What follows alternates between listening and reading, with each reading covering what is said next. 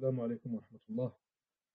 الحمد لله رب العالمين والصلاة والسلام على أشرف الأنبياء والمرسلين نبينا محمد وعلى آله وصحبه أجمعين أما بعد. On commence Inch'Allah Ta'ala. Là on s'est arrêté au dernier cours. Donc on est toujours à la page 32, cinquième sujet duquel il parle ici. L'unicité, donc le tawhid au niveau de l'adoration. Et ceci constitue en réalité le deuxième type de tawhid qu'on appelle tawhid al-uluhiyya, l'unicité à propos de l'adoration. Et une brève explication de ce type de tawhid-là, donc on l'a déjà expliqué auparavant, même dans ce même cours-là. Donc tawhid al-uluhiyya, l'unicité au niveau de l'adoration, signifie que nos adorations doivent être vouées seulement et complètement à Allah subhanahu wa ta'ala. Donc on ne les voue pas mathalan pour billah, une idole, pour un être humain, pour une chose qu'on considère comme étant billah, une divinité. Et quiconque voue ne serait-ce qu'une seule adoration à autre qu'Allah subhanahu wa ta'ala, alors il aura en réalité invalidé son tawhid al-uluhiyya, son unicité au niveau de l'adoration, et ceci fera en sorte que l'islam de cette personne-là, sa religion d'une manière complète, sera invalide et il deviendra mécréant. Donc il sortira du cercle des musulmans, wal-'iyadhu billah. Donc il dit ici, rahimahullah, l'adoration doit revenir uniquement à Allah. L'homme ne doit ni diviniser, ni adorer autre chose qu'Allah, et vouloir essayer de s'en rapprocher par l'adoration. C'est pour cette partie de l'unicité du tawhid que furent principalement envoyés tous les messagers et que les livres furent descendus. Il s'agit de reconnaître en Allah l'unique Dieu et être adoré. Toute l'adoration doit lui revenir exclusivement. Tout ce qui lui revient de droit ne peut être partagé. Il a cité une phrase ici. Il a dit c'est pour cette partie de l'unicité du tawhid que furent principalement envoyés tous les messagers. Quelle est la preuve de ça? Et on l'a cité maintes et maintes fois. Qu'est-ce qu'on peut utiliser comme étant une preuve du Coran et de la Sunna? Que les messagers, alayhimus salatu wassalam, ont été envoyés principalement pour Tawhid al-Uluhiyya et non pas pour Tawhid al-Rububiyya. An-Nahl 36, cite-moi le verset. Donc, Surat An-Nahl, verset 36, cite-moi le verset. Ou alors, si tu t'en rappelles pas, au moins l'idée du verset. Donc, quelle preuve est-ce qu'on a cité auparavant? Il y a des dizaines de preuves dans le Coran nous montrant que les messagers, alayhimus salatu wassalam, ont été principalement envoyés pour Tawhid al-Uluhiyya. Quelles sont les preuves pour ça? Donc, pour ceux qui sont nouveaux, vous pouvez répondre, Inch'Allah, dans le groupe des frères ou alors celui des sœurs si vous êtes une sœur. Voilà, Allah Azza wa Jalla dit, nous avons envoyé dans chaque communauté un messager pour leur dire, adorez Allah et écartez-vous du tarout. Voilà, exactement. Les messagers, leur mission principale, c'était d'appeler les gens à l'adoration d'Allah Azza wa Jalla. Donc les gens auparavant, maintenant les kuffars de Quraysh, les mécréants de Quraysh par exemple, croyaient en l'existence d'Allah. Et dans le Coran, il a été dit dans plein de versets, Allah Azza wa Jalla nous a cité que lorsqu'on leur demande qui est le créateur des cieux et de la terre, ils disent Allah. Lorsqu'on leur demande qui est au contrôle de tout, ils disent Allah. Sauf qu'ils ont adoré des idoles pour les rapprocher d'Allah Azza wa Jal. Donc ils n'ont pas cru que ces idoles-là avaient le contrôle total ou alors qu'ils étaient à la place d'Allah subhanahu wa ta'ala, mais ils ont cru que ces idoles étaient proches d'Allah Azza wa Jal, donc ils pouvaient les rapprocher d'Allah subhanahu wa ta'ala. Et leur adoration pouvait les rapprocher de lui subhanahu wa ta'ala. Donc leur problème principal était dans Tawhid al-Uluhiyya, non pas al-Rububiyya. Ça ne veut pas dire que les communautés auxquelles les prophètes alayhim salatu salam ont été envoyés n'avaient pas de lacunes et n'avaient pas de problème dans leur tawhid al-rububiyya, donc dans l'unicité de la seigneurie. Certes, il y en a plein qui avaient des problèmes à propos de ça. Et même parmi les kuffars de Quraysh, certains, donc ils ont mécru en ce qu'on appelle al-ba'th. Ils ont mécru en la résurrection. Et il y a même des versets à propos de cela. Sauf que principalement, généralement parlant, les messagers alayhim salatu wassalam, ils étaient là pour appeler à Tawhid al-Uluhiyya, car il est celui dans lequel il y avait le plus de lacunes de la part de ces peuples-là. Il continue en disant 5.1 définition et signification de l'adoration. Donc il commence avec la définition. Il dit ici, l'adoration signifie l'humilité du serviteur devant son Seigneur, et ce, par amour et exaltation, en appliquant ses commandements, puis en évitant ses interdits, selon ce qui est rapporté dans sa loi révélée, subhanahu wa ta'ala. Donc, l'adoration doit être combinée avec ce qu'on appelle l'humilité devant Allah Azza wa Jal. Donc, l'adoration ne peut pas être faite de manière orgueilleuse, sinon ça ne serait pas une adoration en réalité. Et d'ailleurs, l'orgueilleux, il a du mal à adorer Allah subhanahu wa ta'ala. Donc, il est rapporté qu'au temps du prophète sallallahu alayhi wa sallam, un certain peuple, un certain groupe de gens est venu le voir. Ils lui ont dit, nous voulons devenir musulmans, on veut accepter l'islam, sauf qu'on ne veut pas pratiquer al-ruku'. Donc, al-ruku', vous savez c'est quoi al-ruku'? Donc, celui qu'on fait dans la prière. Ils ont dit, on n'a pas de mal avec la prosternation, avec sujoud, avec le restant de la prière, sauf que le ruku' pour Allah Azza wa Jal, on a du mal à propos de ça. Donc ça, c'était dû à leur orgueil. Et comme on a dit, l'orgueilleux, parfois, il a même du mal à adorer Allah subhanahu wa ta'ala, wal billah. Donc, elle doit être combinée avec l'humilité. Et elle doit aussi être combinée avec l'amour et avec l'exaltation. Donc, c'est ça, en réalité, ce qu'on appelle l'adoration.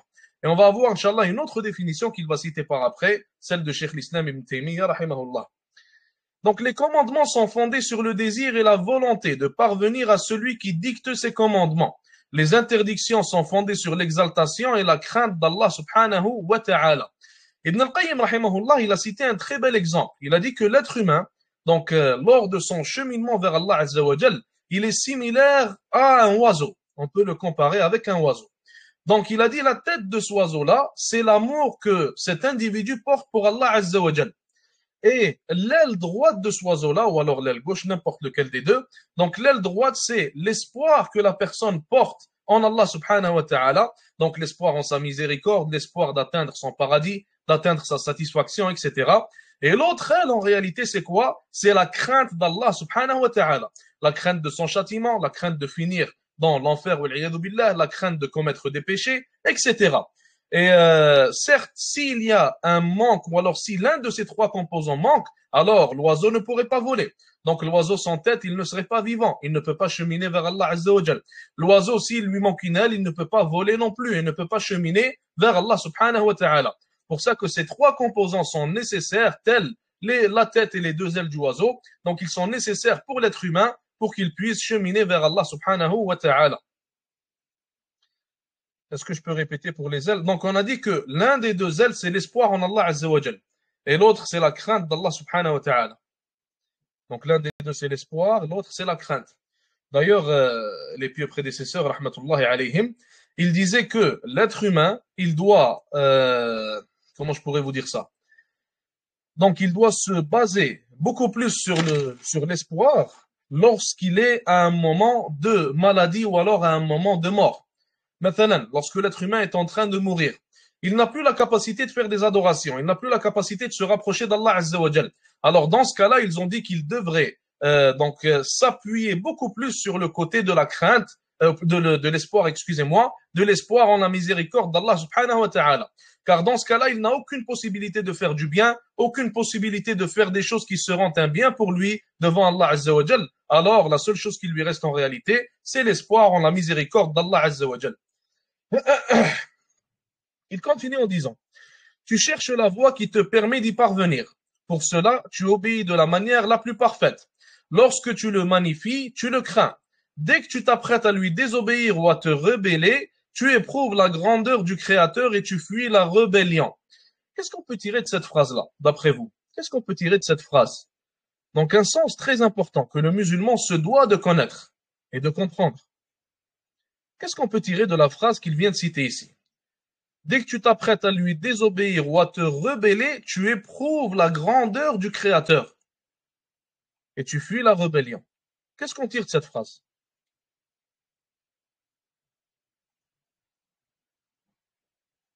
Il n'y a pas de mauvaise réponse, Inch'Allah. Essayez-vous. Donc, même si quelqu'un a faux, ça lui permettra de se rappeler qu'il a eu faux et à corriger l'information.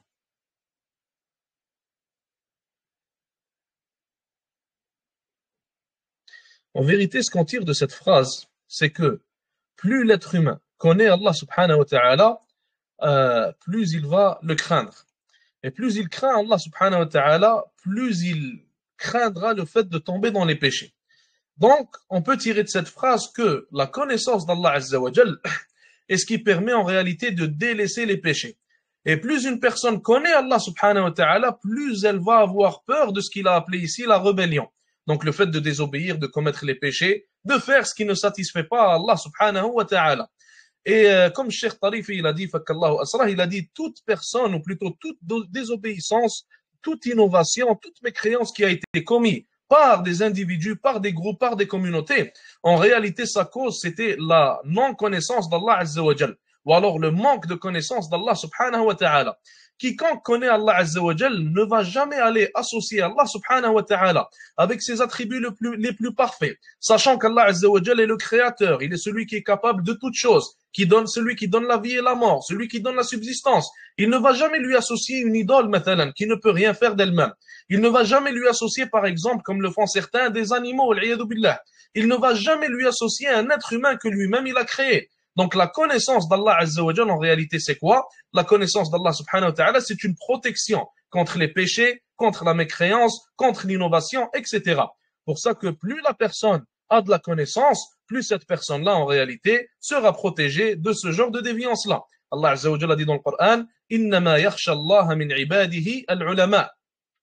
Donc ceux qui craignent Allah Azza wa Jal parmi ses serviteurs, ceux qui le craignent de la vraie manière, ceux qui le craignent le plus, ce sont al-ulama, ceux ayant la connaissance à propos d'Allah subhanahu wa ta'ala. Quel est le jugement de celui qui a beaucoup de connaissances mais fait des péchés quand même? Il faut savoir que le péché, lorsqu'il est commis par un individu, sa grandeur va différer en réalité d'une situation à une autre. Je vous donne un exemple. Une personne, billah, qui va aller écouter de la musique maintenant à l'extérieur va prendre des péchés. Et si une personne va aller écouter cette même musique-là, excusez-moi, à l'intérieur du masjid, alors ses péchés seront multipliés et ils seront beaucoup plus énormes que si elle l'aurait écouté à l'extérieur. Donc ce qu'on tire de ça, c'est que le péché peut être agrandi en raison de l'endroit où il est commis. Une personne, maintenant, qui va écouter de la musique dans une mosquée va prendre énormément de péchés. Mais si une personne va aller à l'Haram, maintenant, va aller à Mecca, devant la Kaaba, et elle va écouter de la musique, alors ses péchés seront multipliés et seront beaucoup plus énormes que si elle aurait écouté la même musique dans n'importe quelle autre mosquée. Donc, maintenant, une personne qui va commettre des péchés pendant Ramadan, ce n'est pas comme une personne qui les commet à l'extérieur de Ramadan. Donc, ce qu'on tire de ça, c'est que le temps ainsi que l'endroit peuvent affecter la grandeur du péché.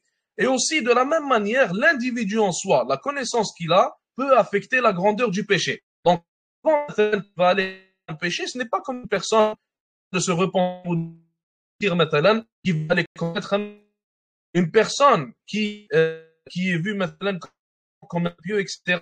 Donc, lui, lorsqu'il va commettre un péché, d'une personne qui n'est pas, par exemple, va commettre le même péché. Donc, le péché va dire selon la connaissance, selon la piété. Donc, pour soit deux personnes ont le même péché, sauf que l'une des deux va prendre des noms de ses actes et l'autre va prendre des actes, mais pas de la même. En disant, on était rendu ici. Après, tu as te rebeller. Trouve la grande rebelle. Et elle le désire. Et désirer ce qu'il met preuve évidente de Seigneur. Donc, c'est dans l'histoire de Yusuf salam. Donc, Imra'at al-Aziz, la femme de l'Aziz, elle a désiré Yusuf alayhi salam. Et ce qui a protégé Yusuf alayhi salam après Allah subhanahu wa ta'ala, c'était sa connaissance et les preuves évidentes qu'il a vues de la part de son Seigneur subhanahu wa ta'ala. Donc, certes, le fait qu'il ait reçu la révélation, le fait qu'il soit aussi proche d'Allah subhanahu wa ta'ala, toutes ces choses-là affectent l'individu en réalité et font en sorte que de connaître autre personne, ce qui fait qu'il est plus protégé en réalité des péchés. Et une personne des péchés en réalité, plus la grandeur du péché va être multipliée lorsqu'il le commettre. Explication. Quelle est l'explication de l'adoration? Il dit ici, on désigne par terme adoration deux choses. L'acte d'adoration avec lequel on adore. Et il va l'acte d'adoration. Premièrement, l'acte d'adoration. L'acte d'adoration, c'est l'humilité devant Allah par amour et exaltation. En appliquant ses commandements et en étant ses interdits. Quiconque s'humilie devant Allah l'exalte par ce fait. Allah dit à propos de lui-même dans le Coran, la puissance appartient à Allah, ainsi que son messager alayhi salatu wassalam. Et il dit ici, le moyen d'adoration. Le moyen d'adoration.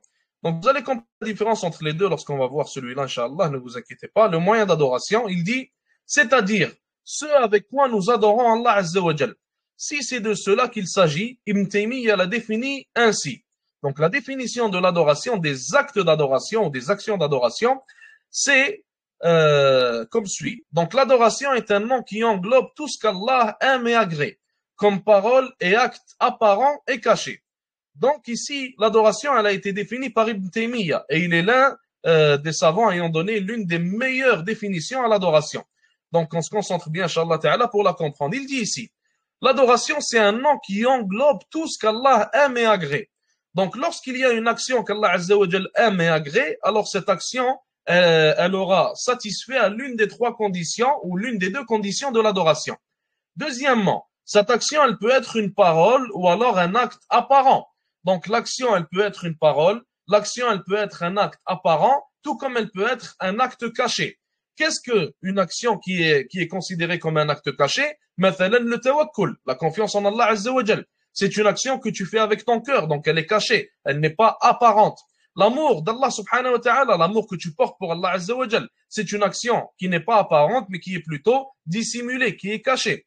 L'amour que tu portes mathalan pour le prophète alayhi salatu wassalam, la crainte d'Allah Azza wa Jal. Donc toutes ces actions sont des actions qu'Allah Azza wa Jal aime et agrée, et ce sont des actions, et en plus de cela, elles sont cachées. Donc tout comme elles peuvent être cachées, elles peuvent être apparentes, comme la prière mathalan, comme la zakat, comme le fait de faire le hajj. Donc ça, ce sont des actions qu'Allah Azza wa Jal aime et agrée, et qui sont apparentes. Les actions qu'Allah Azza wa Jal aime et agrée, qui sont des adorations, peuvent aussi être des paroles, comme mathalan le fait de lire le Coran, comme mathalan le fait de faire le tasbih, donc le fait de se rappeler d'Allah Azza wa Jal avec sa langue, comme mathalan le fait de dire une bonne parole à ses parents, à son frère musulman. Donc toutes ces paroles-là sont des adorations. Donc tant que l'action, Allah Azza wa Jal l'aime et l'agrée, alors elle est considérée comme étant une adoration. Et ça, c'est l'une des meilleures définitions, comme le citent les savants, qui a été donnée pour l'adoration. La définition de Cheikh l'Islam Ibn Taymiyyah, rahimahullah. Il continue en disant ici, nous devons exprimer à travers ces moyens d'adoration l'unicité divine. Ces moyens peuvent être verbaux par des paroles, ou bien physiques par les membres extérieurs du corps, ou bien intérieurs par le cœur. Et ça, on vient de l'expliquer. Et il nous dit ici que, à travers ces moyens d'adoration, on doit exprimer l'unicité divine, voulant dire qu'on doit utiliser les paroles qui sont des adorations, les actions physiques qui sont des adorations, les actions intérieures du cœur qui sont des adorations, on doit les accomplir et les vouer seulement pour Allah subhanahu wa ta'ala. Et on ne peut pas les vouer pour autrui. On ne peut pas les vouer pour autrui.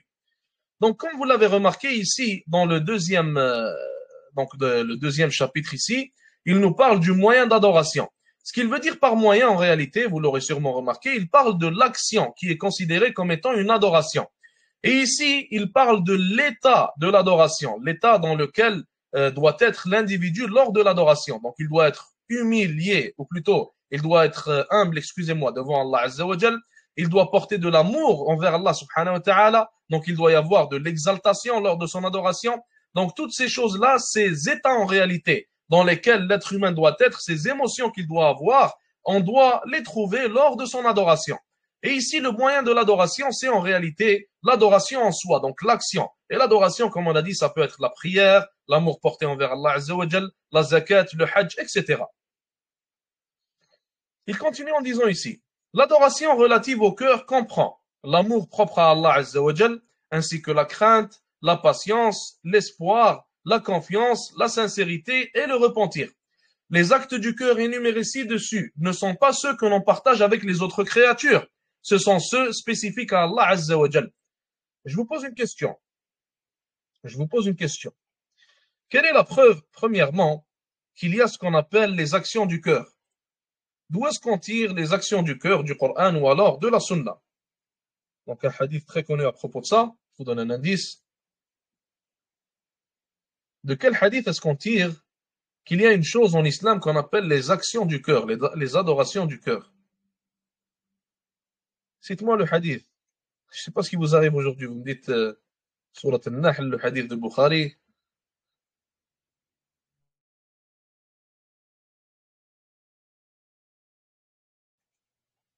Les actes ne valent que par leurs intentions. Il y a un autre hadith que je cherche, qui est plus clair. Un hadith connu. On le cite souvent lorsqu'on parle de l'iman, lorsqu'on parle de la foi.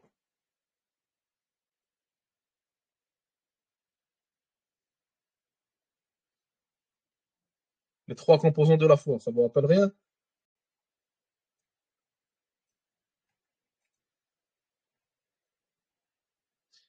Non.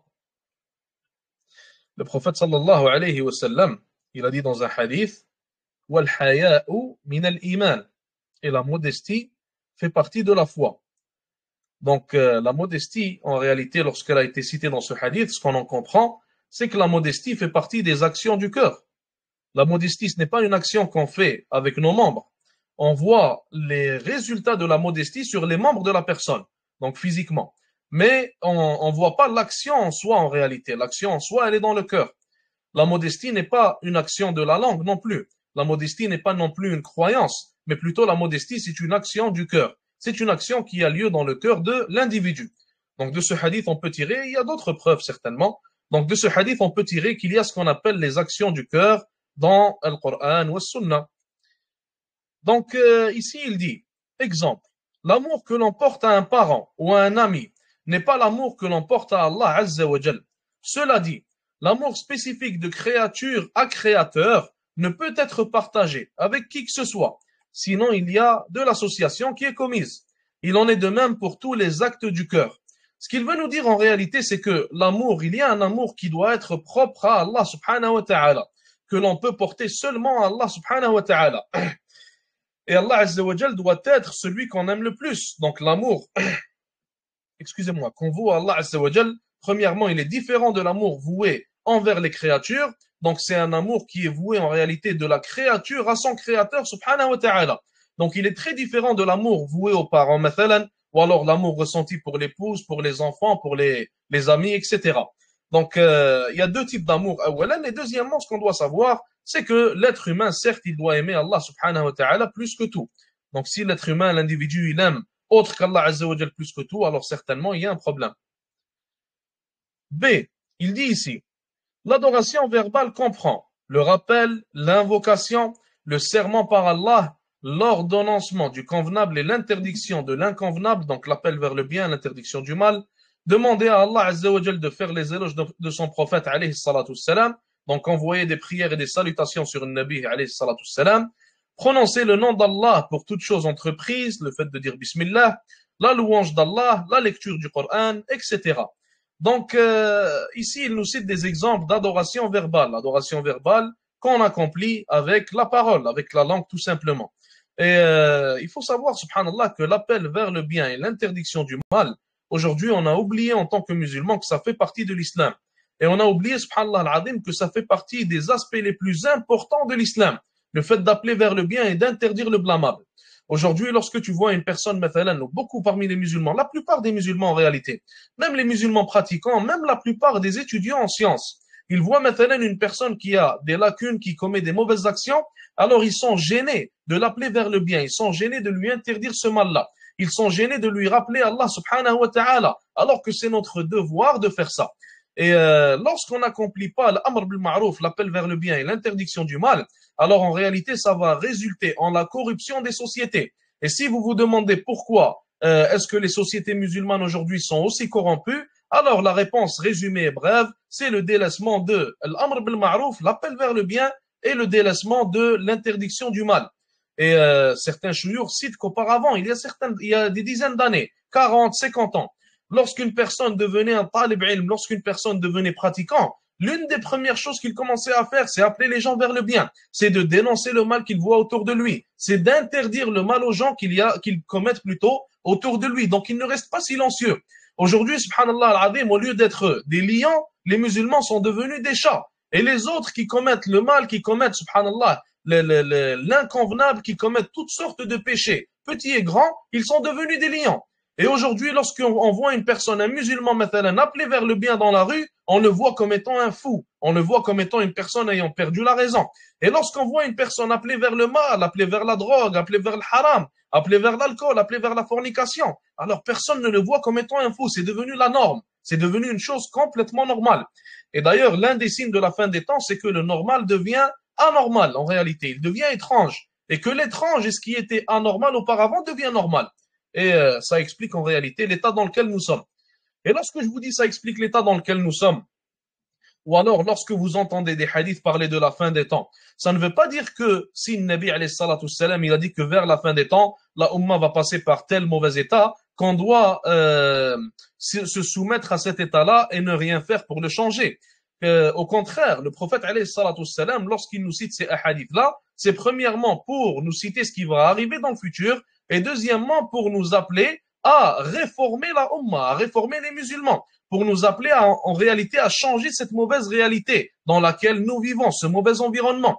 Et le prophète sallallahu alayhi wa sallam, dans différents hadiths, il parle de réforme. Et le prophète sallallahu alayhi wa sallam, d'ailleurs lui-même, il a été envoyé dans un temps où la réalité était très mauvaise. Le shirk était partout, l'association régnait partout en réalité. L'association avec Allah Azza wa Jal. Et il est venu pour réformer et changer cette réalité. Et il faut savoir que les musulmans, nous sommes des gens d'action et non pas de parole. Donc si on se base et on se fonde seulement sur la parole, et comme certains frères, certaines sœurs font, il va s'appeler donc Ghoraba sur Telegram, sur Instagram, et au lieu de faire quelque chose pour sortir de cette Ghorba, de cette étrangeté, pour réformer l'islam et les musulmans, donc quand je dis l'islam, je parle de l'état de la Ummah certainement, et non pas la religion. Donc au lieu de faire quelque chose, ils préfèrent simplement s'appeler Gharib, et ils préfèrent rester dans cet état d'étrangeté. Sachant que Sahaba radiyallahu ta'ala anhum n'étaient pas comme ça. Les Sahaba radiyallahu anhum étaient des gens d'action. Et d'ailleurs, c'est l'une des raisons ou l'une des sagesses que les savants citent derrière le fait que Omar radiyallahu anhu, il a commencé en réalité à faire le calcul des années avec le calendrier hijri. Donc pourquoi est-ce qu'il a choisi la hijra du prophète sallallahu alayhi wa sallam et non pas sa mort? Pourquoi est-ce qu'il a fait ça? Car la Ummah, les musulmans sont des gens d'action. La hijra était une action qui a changé en réalité le cours de l'histoire. Donc pour ça que Omar radiyallahu anhu, il a choisi la hijra. Contrairement aux autres peuples, contrairement aux autres personnes, aux autres communautés, qui se rappellent maintenant des dates de la mort d'un tel ou alors de la naissance d'un tel, nous on ne prête pas attention à ça, mais on prête plutôt attention aux grands événements, aux grandes actions qui changent le cours de l'histoire. Donc il faut faire attention à ça et il faut revenir à ce qu'on appelle l'amr bil ma'rouf wa nahy 'anil munkar.